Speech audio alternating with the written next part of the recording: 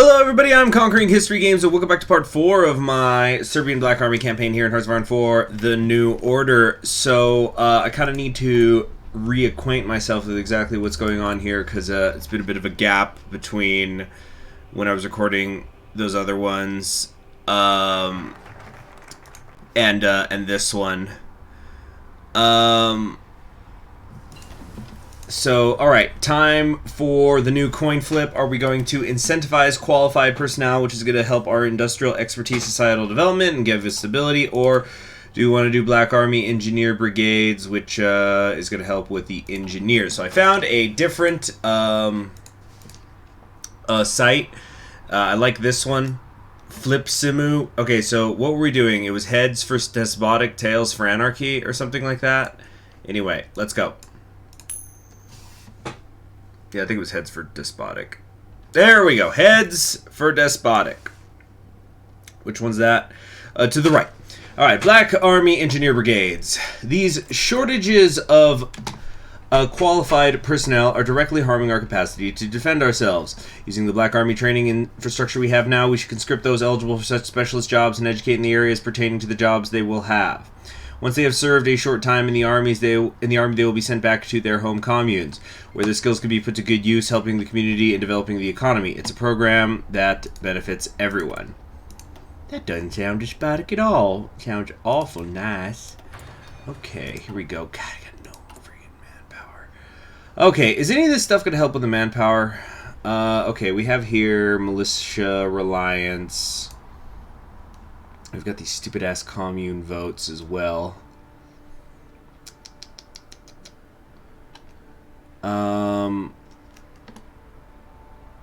Okay, so emergency conscriptions, manpower plus 1,200. There's like nothing! What's the one where you just get back political power? Empower the Black Army, empower the communes. I might need to take one of these just to kind of set myself up for some success here in a minute. Okay, next up, assisting village schools, which will help with industrial expertise or expand the administrative umbrella. How fast is industrial expertise growing now? Oh, we could go faster. We definitely could. Okay, so it's either okay, it looks like yeah, this will help with industrial expertise. This helps with industrial expertise and army professionalism. So here we go. Flip it. Boom, tails. Alright, assist village schools. Education is the foremost way in which we can bring our communes out of the ancient ways of thinking and into the 20th century. We should give the communes more resources for the development of their educational services, which they could use to build better schools and higher education centers. As a part of the program, we will provide higher quality teachers from the cities to assist in training new teachers over the course of the next few years. Additionally, we should endeavor to increase enrollment in schools and colleges so that our people might take advantage of these new resources available to them. Looks like we're getting an ultimatum from the doggone People's Revolutionary Council, like I'm supposed to give a crap. Alright. Hold on, could I maybe set something up here on my end? No, we're not ready yet. Well, we're not gonna back down. Okay. What's this decision timeout thing? Oh yeah, low manpower as per usual, it seems. We're short on the aluminium still. Contradictions settled. Okay, that's just good to have political power. Just as the oh wait, hold on. What makes a teacher teach? Wrangling unruly Russian children was already a daunting task. Wrangling unruly Russian children who've been taught their whole lives the only thing that truly mattered to them was their freedom and independence was nigh impossible. Still, Timofey persisted, or rather, Mr. Smirnov participated. He still wasn't used to that, being a Mr. The initial shock of being brought into staff had not yet worn off. It was still inexplicably odd to him that people looked up to him. Education was hard work. The young man found respite in the break room chair and stirred his tea. Physically, he had retrieved his pen and begun drafting his lesson plan for the next day. Mentally, he was back in the General Assembly, one amongst the rows of people tightly packed into the building. It smelled of rotting wood and sweat, but felt exhilarating. He had been leaning forward in his seat, watching the fiery speaker gesticulating at the podium. His passion seeped out of him and dribbled to the floor, soaking the floorboards and expanding outward to the crowd. I think he might have gotten infected by that stuff that, made Venom and Carnage and Spider-Man.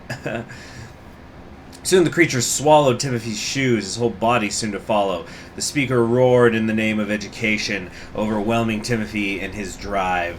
Timothy twitched in chair, a shiver down his spine, bringing him back to the present. He looked around the simple break room. There's a couple typos in this event. Only a table, a pair of chairs, and some tea. He wondered what made the man who spoke at the assembly go into teaching, but Timothy had his assumptions. The teacher is a light, a guiding force for those in the dark, in a land consumed by darkness. Lord knows they could all use a little light. Freedom for our sons and daughters. Education for all. Oh, nice electronics research bonus. That's fun. Yeah, we got to do something about this manpower issue, though. Okay, let's get ready for that raid against Tomsk after just as soon as we're done with this nonsense to the south. And it's St. Crispin's Day, 1962! And it's gone. Okay, yeah, so contradictions have been settled. So we've done this in the service of the greater good of the Russian people. May history look back upon us kindly. The enemy's been defeated. Time to get cleaning up the corpses. Cleaning up the corpses and blah, blah. Oh shoot, what just happened? Oh, what? Oh, did I just drag? What?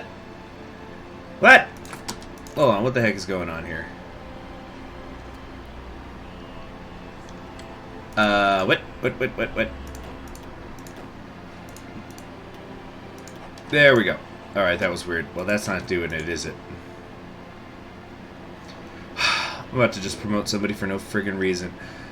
Musharenko, you could become a field marshal later anyway. So it's fun. Alright. Here we go. Initiate the raid!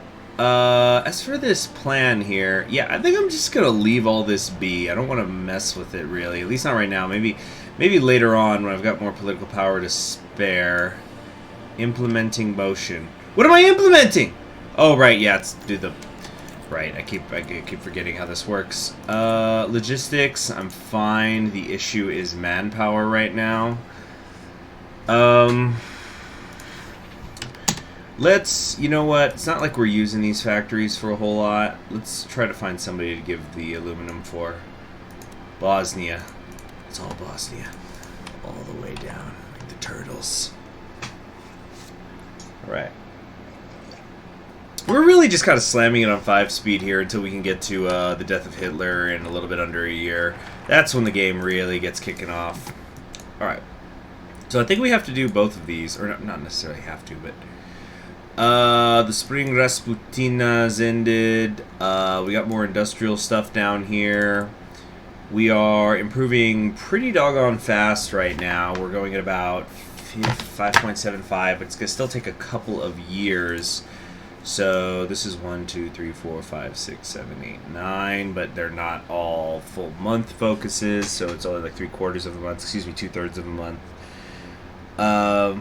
Okay, so this is going to take like half a year-ish to get done. But if we go over here, what we got?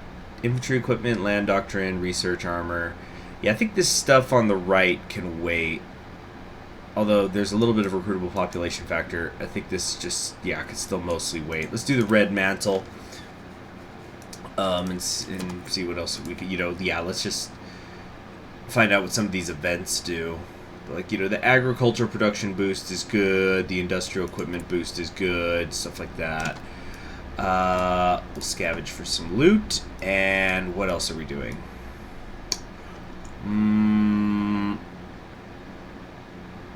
Train our troops just for 1,000 manpower. Maybe it was 1,000 weekly. Let's do some industrial investments, and I don't know.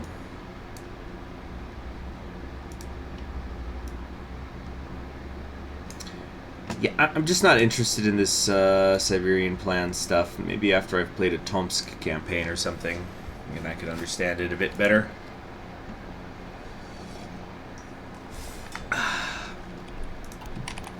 Raid successful. I don't remember if I had said it in the first episode, but I am very much looking forward to doing Tomsk.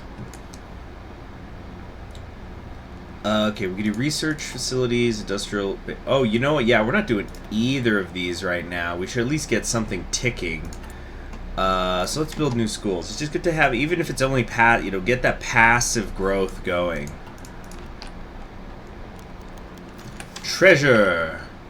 Nice, even more political power. Hell yeah. Okay. External investments. No. No. It's so expensive.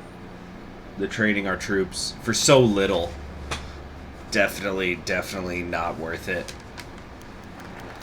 Growing Black Army control. Have the despots been winning, or is there a way to track that? I haven't even been counting it. Black Army administration currently is strong. The power of increased arrest repression of dissidents. The power of the state grows. The haunting of Kansk Elementary School. A scratch of chalk. Hold on. Let's do industrial data consolidation. A scratch of chalk against the board produced a ghastly sound. Mr. Ambroff scratched out a circular shape, drew a thin line along the bottom, put a triangle just above the line, and closed out his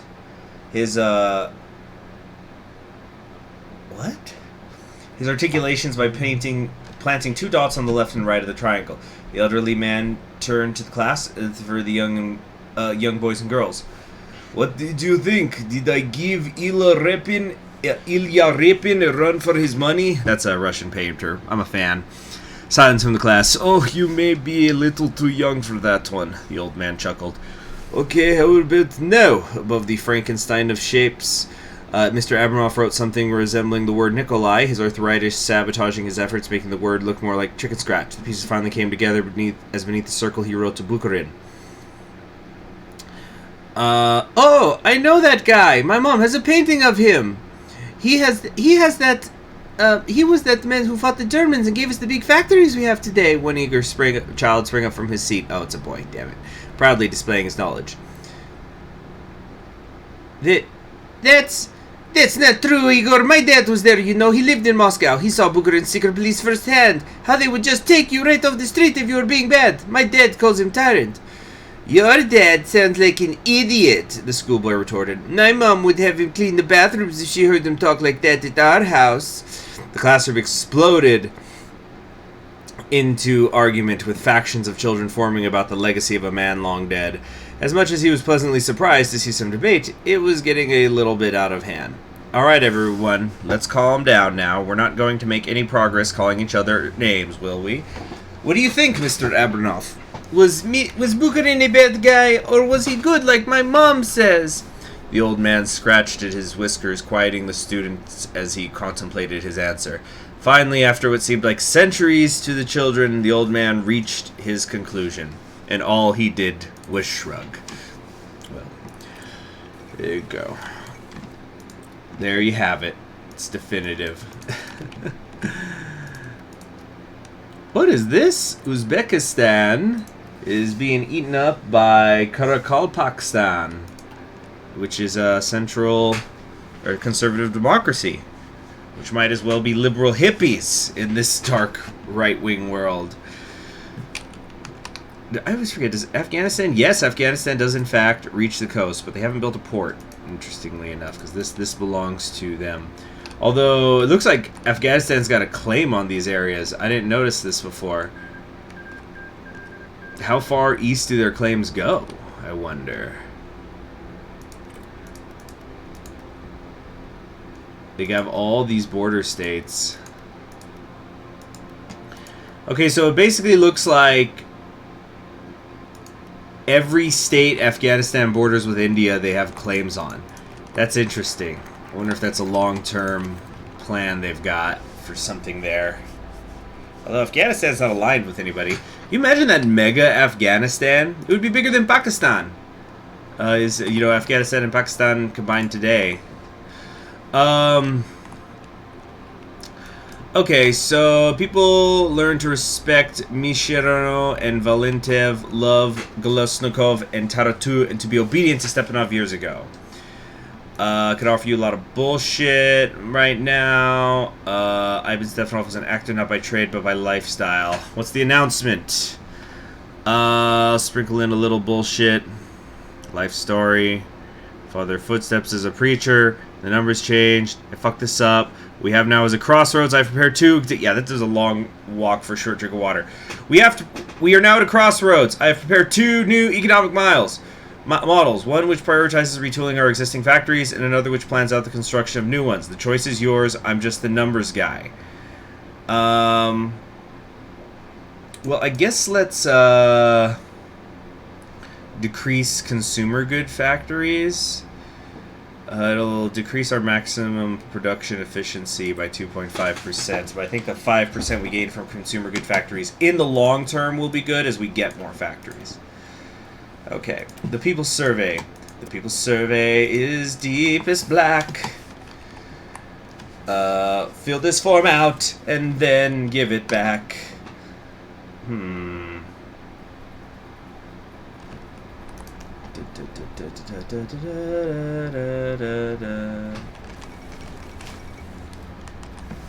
Okay.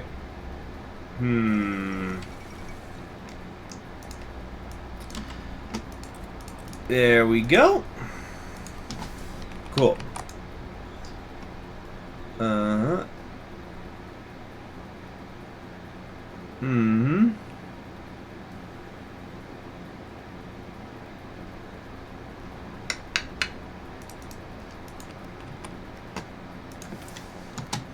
Alright, time to pick a new motion for the General Assembly.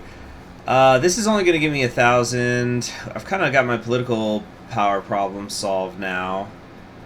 I think it could be useful to fix up our research facilities, but what can I do in terms of manpower?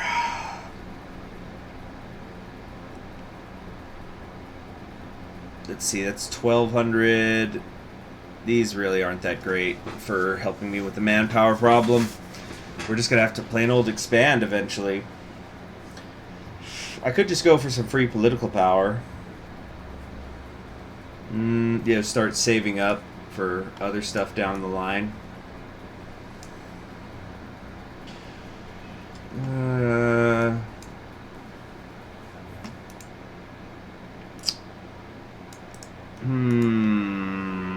Let's do the research facilities thing. Or no. Invest in the political power.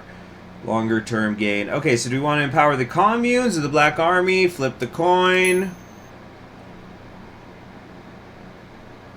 Heads it is. We're empowering the army.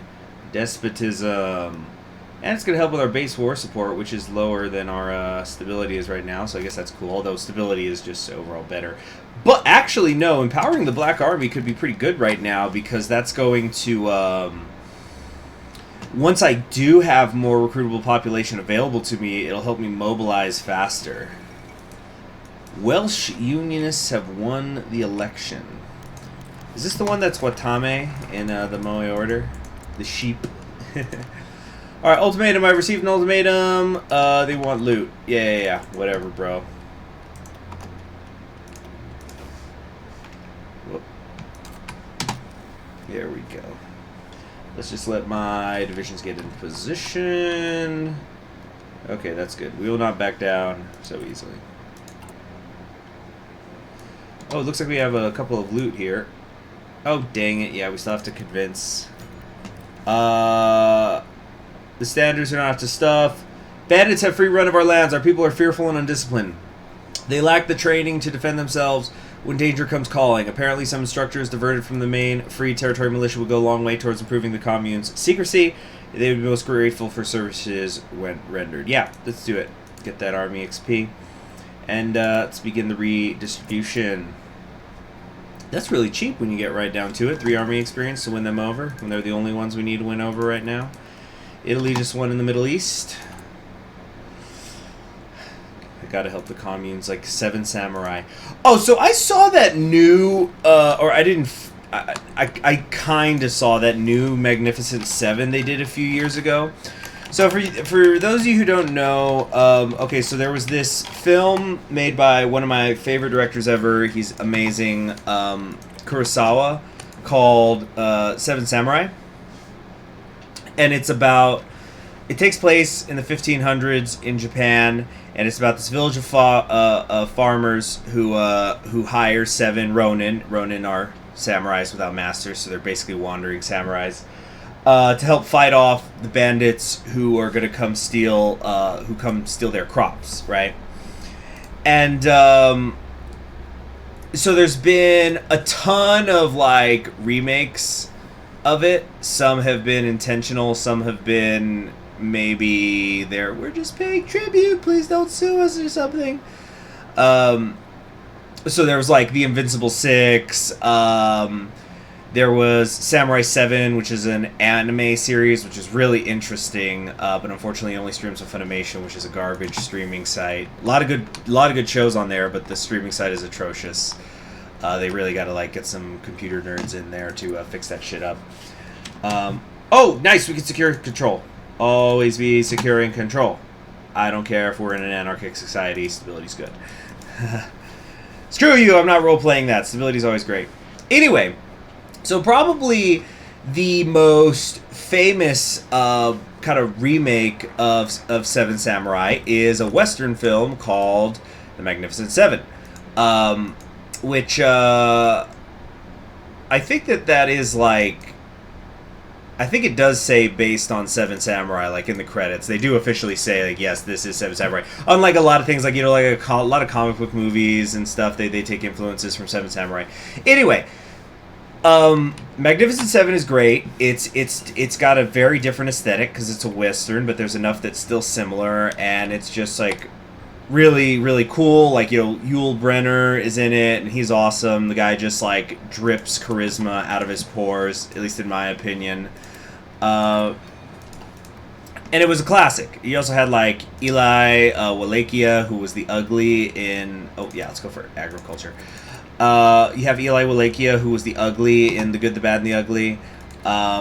Just so yeah, total classic, and plus it's only 2 hours long instead of 7 Samurai, which is like 4 hours long. So if you don't have as much time to watch something, you watch Magnificent 7. Anyway, so Magnificent 7 got remade like 4 or 5 years ago, and I was watching it, and I just ended up turning it off because I couldn't believe like how crap it was. Not that like it was a bad film where it's just like that, but like the writing was stiff. There was like no cinematography inspiration there. You know, there was just like, it's like people who criticize Battlefield Earth. Have you ever heard of Battlefield Earth? Oh, hold on, let's read this. In the fields. You need me to leave me alone, lady. My son's still out there. You can find him. Name cross. I don't remember every name that comes across my desk. He missed the days in the Union where he oversaw the Serbian plan in peace. He was face to face with her. There were tears in her eyes. Please, if you can't find him, don't make anyone else go through this. You can find some alternative. I know you can. My son believes so much in this movement. And in you and I, he may have laid down his life for this. He didn't have to die to some bastard from Tomsk. Kilishkinov went through a range of emotions from anger to empathy. He wished this woman was a number so he could understand her. Was number? What? Okay, so we could say we need more men in the Black Army. Now move, or I'll put out more calls for factory workers instead. Happy? Well, we need the manpower, and I don't think that this is actually directly influencing the path we're taking, so we're going to say, sorry, we need people in the Black Army. It's not your son, it's somebody else's son. Anyway, so it was kind of like how, I think I once heard somebody say, there was like this critic who was talking about Battlefield Earth, which was this famously bad sci-fi movie. And they said something like, the director of Battlefield Earth clearly once saw a film that had Dutch angles in them, but he didn't understand why you use Dutch angles, so he just put them in the whole movie. And that's how the Magnificent Seven came across. It's like, oh, it's just these cowboy dudes doing things and saving people. Neat. And it's like, and I just was watching it, and there's some good, there, you know, like, Denzel Washington's in that film. He does really good work, but the writing was so stiff. It seemed like everything he said was just 2- and 3-word sentences, but he couldn't really, you know, put anything into that. He just didn't have any material to work with. Ethan Hawke's just being grumpy. I guess he's supposed to be the Steve McQueen, but Ethan Hawke, again, a guy who has done some good stuff. He ain't Steve McQueen. He ain't that kind of guy. And it was... I just eventually turned it off. I just turned it off. Like, I think I didn't even get to where they were at the fight at the end, you know, when the bandits arrive. I just heard there was the part where everybody's getting ready, and it's just like cutting through them all, and then they don't even show the Asian guy being ready, or the Native American one. And that was another thing. It kind of felt almost like pandering. Like, I don't give a shit about, oh, they changed the ethnicity of the characters. Like, whatever, who cares? But it really felt like tokenism. It felt like disingenuous. It felt like some Hollywood committee. I'm talking about the casting right now. Some Hollywood committee said, here we go, had said, oh yeah, if we put different ethnicities in here, then more people will go watch the movie because of everybody's represented. Because, you know, you got a Latin guy, you got a black guy, you got a white guy, you got a Asian guy, Indian guy, and who did I forget anybody? Or did I say Indian? The Native American. You know what I'm saying? And it's like, come on, and then like Vincent D'Onofrio is just kind of playing this sort of one-note preacher, in love with God, not preacher, but like in love with God, dude. And there was just there was nothing coming off the screen, you know. And it's like, and it gets further frustrating because it was written by Nick Palazzo, who did the True Detective. Who did True Detective on freaking HBO, which is great. And yeah, it just wasn't good. It just was not good. I've been ranting about it how long now? I don't know, but it was just, yeah, I just turned it off. It was like I shouldn't have even watched this much. Just wasting my time. Tribute's been paid. You're damn right. Okay. Can't quite go here yet. We got this. Ooh, yeah. Ooh, I didn't realize we can definitely get that better. Okay, so we're already doing some research facility stuff, or we're about to, but I guess we could stack it. Although, industry is just good to have anytime. We might as well go kind of hard in on it. So that once I do have manpower, I'm then not gonna go, oh, now I got manpower, but I don't have guns. I could just keep going, keep you know, arming them as soon as they're available. All right, bombed out rails. Yevgenia Taratuta was an author. When she was not writing, however, she found joy in taking the majestic Russian countryside. So this is the one that could lead the Libertarian Socialist Black Army in post-midnight. She didn't remember much from Ukraine. It was flat, she remembered, not like the hills of Siberia. It reminded her a bit of the time she had spent in France, her father a Ukrainian anarchist that fled the killings there. Nature gave her inspiration. It gave her purpose. But it became increasingly difficult to view the far reaches of Russia with the rail system being in such disrepair. I want to fix the rails, Tartuta said. I want to fix many things. I want to heal this fragmented country. I want to bring freedom to every oppressed person, but I fear we will be forced to march on foot to every village in Russia, to liberate them until we have functioning rails. Tartuta paused, falling into her typical oration flow before getting to her main point. We must make it a paramount duty of the General Assembly to repair the Trans-Siberian Railroad to its former glory. Stepanov rolled his eyes. The purpose is fine, Yevgenia. I think restoring the rail would have many added benefits, such as a potential profitability. Rope to hang themselves and all right. Behind him, Kalichnikov nodded in agreement, dollar signs practically illuminating his eyeballs. Yuri swayed his head from side to side in contemplation. I don't know, companion Tartuta. Don't you agree there exists a troubled past in association with the Trans-Siberian? Would it not be better to uproot the section of rail that exists within our boundaries and start fresh? Originally, it would prevent statist elements from abusing the rail system for their own use here. Taratuta offered a soft smile to Yuri. She admired his idealism. It was what made him a perfect figurehead for the anarchist movement. I see your approach, Comrade Galisnikov. I leave the decision up to this body. So we can increase consumer factors by 2.5 and we get some more infrastructure, or we could do new revolution, new rail system, so we get less infrastructure, but we also get political power. I think we're going to do that. New revolution, new rail system. Okay. Next up, we've got to, yeah, we're just going to keep working on infrastructure, I guess. Although, factory, industrial, no, none of these really help too much, not while I'm still so short on manpower. Ugh! Okay, we do another one of these now. Alright. So we've implemented the motion. Let's, we can keep doing this. Maybe we should just keep looping the, political power for now. Although, industrial equipment, maybe, we could increase militia reliance. That'll give us manpower. Or we could do the enforced Black Army discipline. Is there a thing here that, like, I don't know. Oh, what's this? What's this? Authoritarian socialism under Mikhail Tukhachevsky. You having yourself a giggle, mate? Especially because, oh, actually, well, they haven't decided yet who's in charge out here. Let's see here.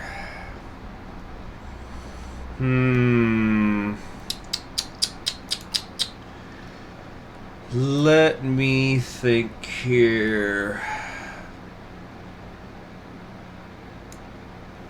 Volunteer programs. You know what? I think the Black Army or Libertarian thing could be the way to go. Because, I mean, yeah, because I could either get a better army or manpower to actually put in the army. But I just realized I've already gone over half an hour, so we're going to end it here. Next episode, that'll be the first thing I do. Hopefully I remember to do that, because I need to step up and away from the PC for a little bit, and then come back.